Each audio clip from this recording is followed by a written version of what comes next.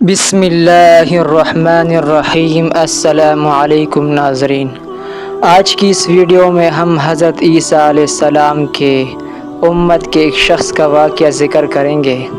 بیان کیا جاتا ہے کہ بنی اسرائیل میں ایک شخص تھا جس کی بیوی نہایت حسین و جمیل تھی، جس پر وہ اسرائیلی فریفتہ تھا۔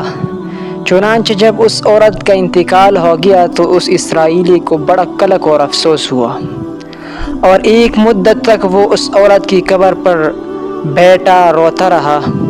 اتفاقاً حضرت عیسیٰ علیہ السلام کا ادھر سے گزر ہوا تو انہوں نے اس اسرائیلی کو پریشان حال دیکھ کر اس کا سبب معلوم کیا۔ جب اسرائیلی نے اپنا واقعہ بیان کیا تو حضرت عیسیٰ علیہ السلام نے دریافت فرمایا، کیا تو چاہتا ہے کہ میں اس کو تیرے لیے زندہ کر دوں؟ اس نے عرض کیا کہ ہاں حضور، میں یہی چاہتا ہوں۔ چنانچہ حضرت عیسیٰ علیہ السلام نے اس قبر کے مردے کو آواز دی تو قبر سے ایک حبشی غلام، جس کے ناک کے نتنوں، آنکھوں اور جسم کے دوسرے سوراخوں سے آگ کی لپٹ اٹھ رہی تھی۔ حضرت عیسیٰ علیہ السلام کو دیکھتی ہی غلام نے کلمہ پڑھا کہ لا الہ الا اللہ عیسیٰ روح اللہ۔ اسرائیلی نے یہ دیکھ کر عرض کیا، حضور مجھ سے غلطی ہو گئی، میری بیوی کی قبر تو دوسری ہے۔ یہ سن کر حضرت عیسیٰ علیہ السلام نے حبشی کو حکم دیا کہ تم اپنی قبر میں واپس ہو جاؤ۔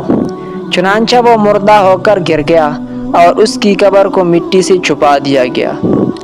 پھر حضرت عیسیٰ علیہ السلام نے اس دوسری قبر کی جانب توجہ فرمائی اور حکم دیا کہ اے صاحب قبر، اللہ کے حکم سے زندہ ہو جا۔ چنانچہ قبر پٹی اور اس سے ایک عورت سر سے گرد جاڑتی ہوئی باہر آ گئی، جس کو دیکھ کر اسرائیلی بولا کہ یا روح اللہ، میری بیوی یہی ہے۔ اور حضرت عیسیٰ علیہ السلام کے حکم سے وہ اسرائیلی اپنی بیوی کو ہمراہ لے کر واپس ہونے لگا، مگر عرصہ سے جاگا ہوا تھا، اس لیے اس پر نیند کا غلبہ ہو گیا، اور اس نے بیوی سے کہا کہ تیری قبر پر گروزاری اور بیداری نے مجھے ہلاک کر دیا ہے، اس لیے میں چاہتا ہوں کہ کچھ دیر آرام کر لوں۔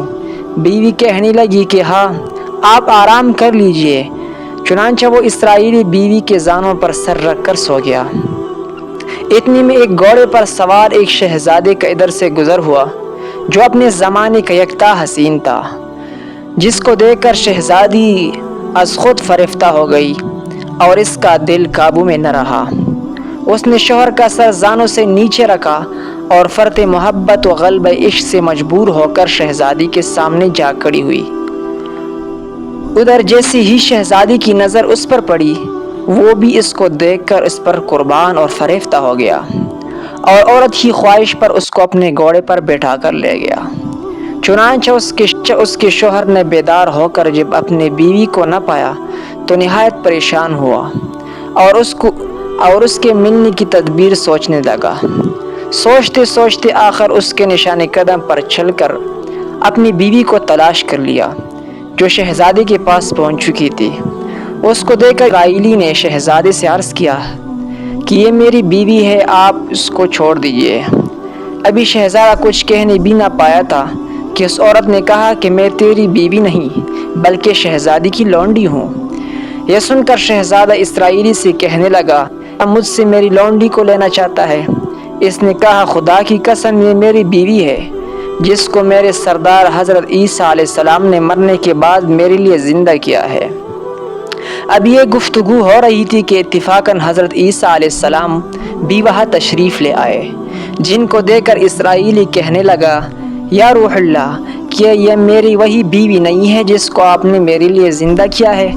حضرت عیسیٰ علیہ السلام نے فرمایا کہ ہاں، یہ وہی ہے۔ یہ سن کر عورت کہنے لگی کہ یا روح اللہ، یہ شخص جھوٹ بولتا ہے، میں تو اس شہزادی کی لونڈی ہوں۔ حضرت عیسیٰ علیہ السلام نے فرمایا کہ تو وہ عورت نہیں جس کو میں نے اللہ کے حکم سے زندہ کیا ہے؟ عورت نے کہا، یا روح اللہ، بخدا میں وہ نہیں ہوں۔ اس کے بعد حضرت عیسیٰ علیہ السلام نے فرمایا، جو جان خدا کے حکم سے میں نے تجھے دی ہے، اس کو واپس کر دے۔ یہ سنتے ہی وہ عورت پھر مردہ ہو کر گر پڑی، اور حضرت عیسیٰ علیہ السلام فرمانے لگے کہ جو شخص ایسے بندے کو دیکھنا چاہے جو کافر مرا تھا اور زندہ ہو کر ایمان لایا تو وہ اس حبشی غلام کو دیکھ لے جو پھر ایمان کی حالت میں مرا ہے، اور جو کوئی ایسے شخص کو دیکھنا چاہے جو مومن مرا تھا پھر اللہ نے اس کو زندہ کیا اور وہ کافر ہو کر حالت ہی کفر میں مر گیا تو وہ اس عورت کو دیکھ لے۔ اس واقعے کو دیکھ کر اسرائیلی نے قسم کھائی کہ اب کبھی نکاح نہ کروں گا، اور میدانوں کی طرف نکل گیا جہاں اللہ کی عبادت میں مصروف رہ کر اسی موت آ گئی۔ اللہ تعالی اس پر رحم فرمائے۔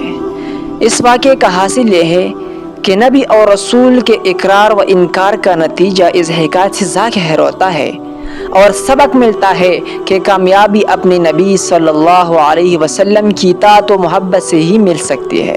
چنانچہ ہمیں بھی چاہیے کہ ہر حال میں اپنے نبی کی اطاعت کو سامنے رکھے، چاہے دل مانے یا نہ مانے، لیکن نبی کریم صلی اللہ علیہ وسلم کے طریقوں کو لازمی اپنانا چاہیے۔ اللہ رب العزت اس واقعے سے سبق حاصل کر کے عمل کرنے کی توفیق عطا فرمائے، آمین یا رب العالمین۔